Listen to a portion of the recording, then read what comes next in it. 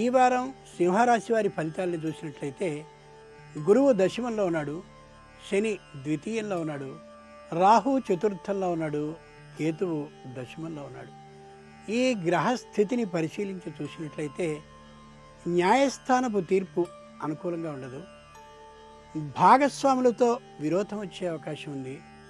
స్నేహితులు అని నమ్మితే ఇబ్బంది పడే ధోరణి కనిపిస్తుంది. మఖా నక్షత్ర జాతకులు వ్యాపారానికి మంచి అనుకూల సమయం కదా అని వ్యాపారపు దృష్టిలో పడిపోతే భాగస్వాముల ద్వారా కొద్దిగా వంచనకి గురయ్యే అవకాశం ఉంది. పూర్వ ఫల్గుని నక్షత్రం జాతకులకి న్యాయస్థానపు తీర్పు ఆశించినంత అనుకూలంగా ఉండదు.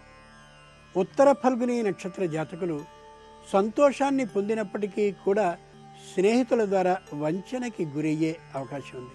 దైవపరంగా అయితే దుర్గా స్తోత్రాన్ని పఠించడం మంచిది. దానపరంగా అయితే ఇంట్లో స్వయంగా చేసుకుని తీసుకువెళ్లిన ప్రసాదాన్ని దైవానికి నివేదించి మీకు మీరే స్వయంగా పంచడం మంచిది. ముఖ్యంగా ఈ రాశి వారు ఈ వారం షేర్స్ లో పెట్టుబడి పెట్టడం కానీ మంచిది కానే కాదు.